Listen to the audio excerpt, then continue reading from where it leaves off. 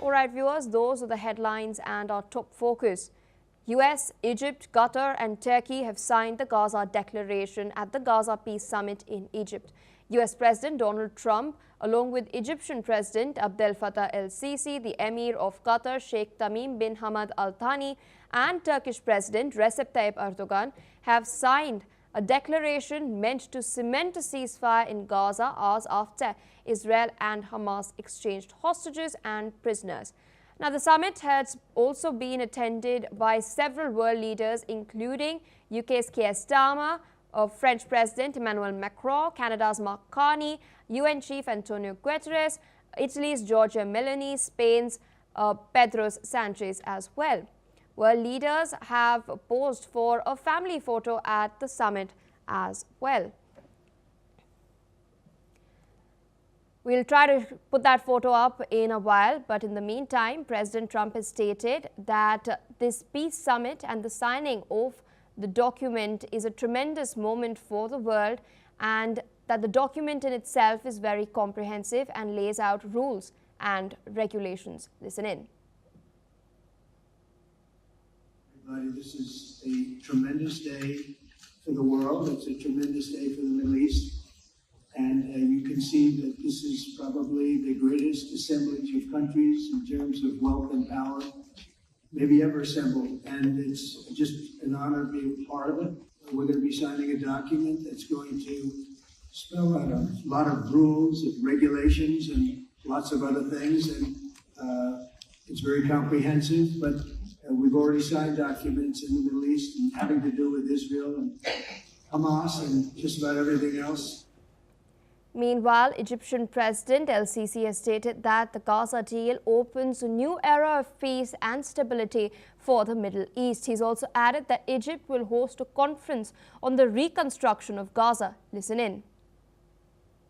وستعمل مصر مع الولايات المتحدة وبالتنسيق مع كافة الشركاء خلال الأيام القادمة على وضع الأسس المشتركة للمضي قدما في إعادة الإعمار للقطاع دون إبطاء. ونعتزم في هذا السياق استضافة مؤتمر التعافي المبكر وإعادة الإعمار والتنمية، والذي سيبنى على خطتكم لإنهاء الحرب وميلاد بارقة الأمل، في أن يغلق هذا الاتفاق صفحة أليمة في تاريخ البشرية ويفتح الباب لعهد جديد من السلام والاستقرار في الشرق الأوسط. With us on the broadcast is Professor Rohan Gunaratne, International Affairs expert, joining us from Singapore. Thank you so much for taking our time and speaking to us on NewsX World. We've witnessed history with the signing of this deal, with the exchange of the prisoners and the hostages between Israel and Gaza that had taken place yesterday itself. There's a lot of jubilation on the ground, but also cautious optimism, because there are concerns whether this fragile peace will hold or not. What's your assessment? Are we seeing now the ceasefire that has come into effect probably setting the tone for ensuring peace in the Middle East in the long run? You used the correct term, cautious optimism. So there is euphoria that this is the very beginning of the resolution of many disputes in the Middle East. The moment to transform the Middle East from a region known for conflict to a region of peace. So the Palestine conflict is the oldest wound in all these conflicts. So I believe that the first phase has now been completed, which is the return of the hostages.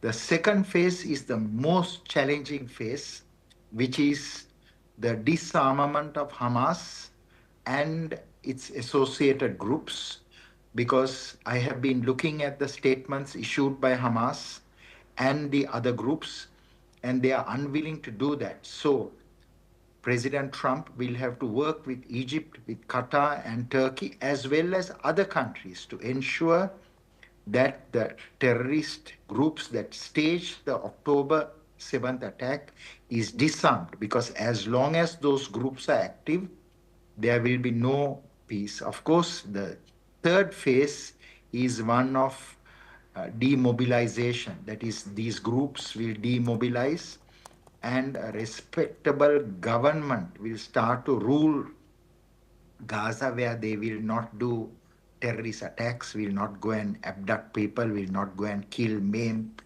and injure people, will not go and burn people. So, but I believe that what Trump has achieved, no other leader has achieved in recent times. And I also want to commend the Arab and the Muslim governments, Turkey, Qatar, Egypt, UAE, and also the Western leaders that came for this meeting, the Canadian leader, the French, the British leaders, the Spanish leaders. So I think that this is a turning point of peace for the Middle East. Indeed, and what do you make of the optics of what we've seen, because right in the center of the large table that was put out, Trump wasn't there. It was the Emir of Qatar. Why do you think, because Trump, of course, we do know that he's been, talking and giving due credit to himself for this particular deal, and people expected that he'd be like right in the center signing that declaration, but it was the Emir of Qatar who was accorded that position. Why do you think so? It is because it is only the governments in the Middle East that can ensure that Hamas and those groups will disarm, because currently Hamas leadership is located in Qatar. So naturally these leaders will have to be put under severe pressure for them to comply. These are extremist groups that have killed, maimed, injured people, staged suicide attacks. So it's not like dealing between governments. These are groups that need significant pressure.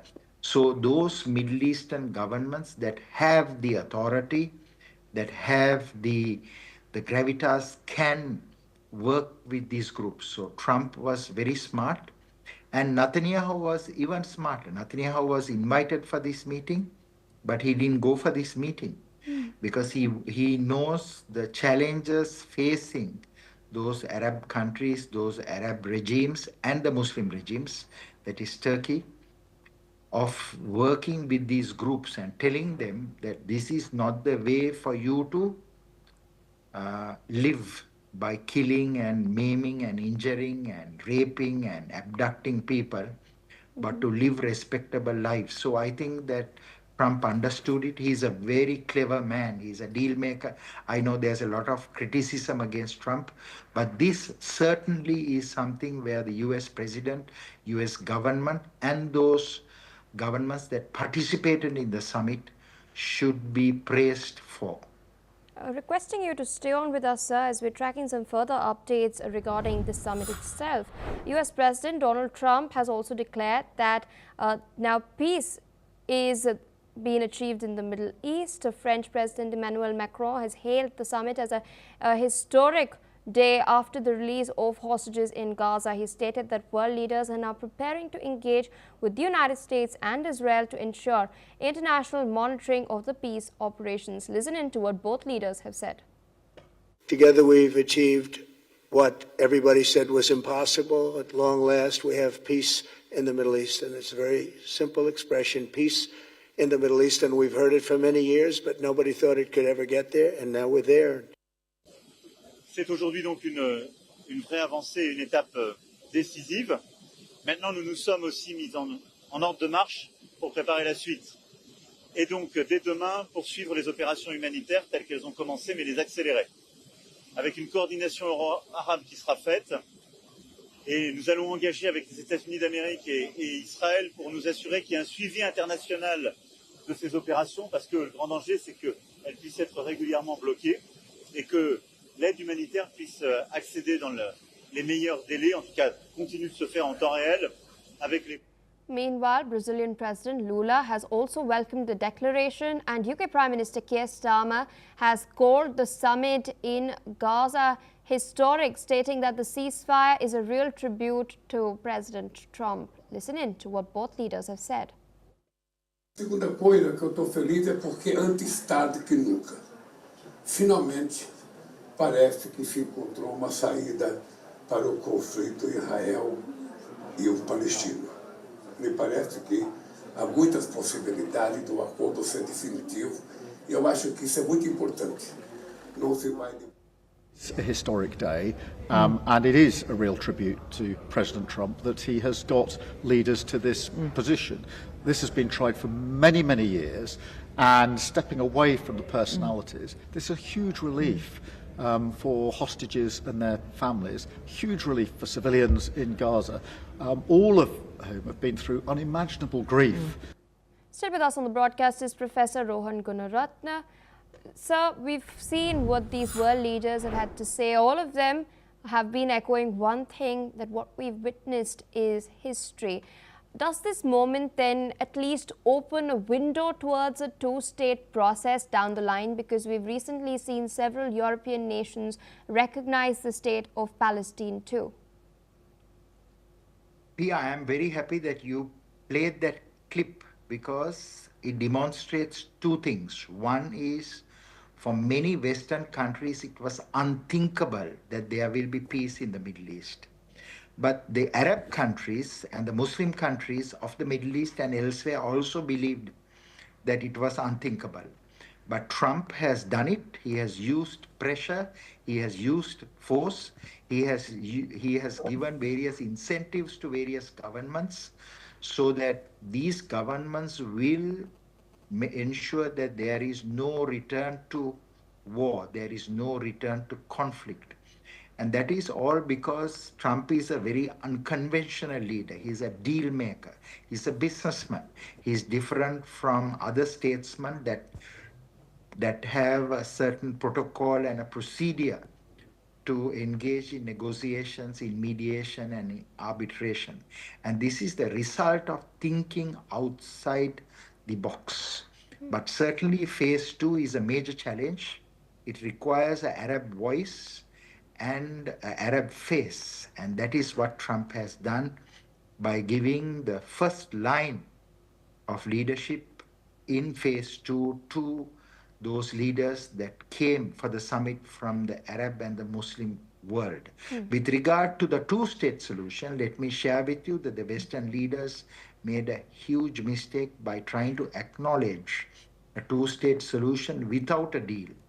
This was a mistake. But now Trump has again engaged those leaders also and told them, look, there can be peace in Palestine in the future. He is no longer talking about this establishing a Riviera by moving out the Palestinians. So I think that these Arab leaders have also engaged Trump and explained to him what is good for the world and what is good for the Middle East. All right, so with that, I would like to thank you for taking our time and speaking to us on NewsX World. With that, viewers, we're shifting focus away from the Middle East towards Europe. Now, Ukrainian President Volodymyr Zelensky is all set to travel to the United States to meet President Trump later this week. The meeting will take place as early as Friday. President Zelensky has stated that he would also be holding talks with defense and energy firms and members of the US Congress. He's further said that the main topic of discussion will be air defense and long-range capabilities. Meanwhile, US President Donald Trump has issued a statement emphasizing that the war between Russia and Ukraine could end immediately if President Zelensky intends to rule out reclaiming Crimea. President Trump's statement comes as Ukraine is seeking further US assistance to protect its electricity and gas networks, which have faced attacks from the Russian side. US President has also ruled that an immediate ceasefire plan could also be brought into place and has pushed for a peace deal to end the war. He's been making this effort. He's also earlier, remember, met Russian President Vladimir Putin in Alaska in order to realize this. With us on the broadcast is Mr. Gilbert Doktorov, International Relations and Russian Affairs expert, joining us from Moscow. Thank you so much for taking our time and speaking to us on NewsX World. Interesting statement coming out from Donald Trump. He said that the war could end immediately if Ukraine intends to rule out reclaiming Crimea. How major of a shift is this in the US policy? It's not a great shift. The problem with this, what I see in his proposal and in his meeting in several days with Zelensky in Washington, is that Donald Trump is trying to, or plans to use the template of his latest success in the Middle East as a solution for reconciling the parties and bringing an end to the war in Ukraine. But he's overlooking a few things. Most importantly, Russia is not an Arab Gulf state. Russia is not an Israel. Russia is the world's largest owner of nuclear missiles and very advanced military hardware. He's also overlooking the character of Vladimir Putin. Putin, unfortunately, has been obsequious, has played into the hands of those who think that Russia can be dominated by the West as it was in the 1990s. That is very unfortunate. But the consequence on both sides of Trump's misunderstanding or misjudgment of the situation between Ukraine and Russia versus what he's just done in the Middle East, and the problems with Mr. Putin's very poor understanding or reaction to what Trump is trying to do, will be World War III.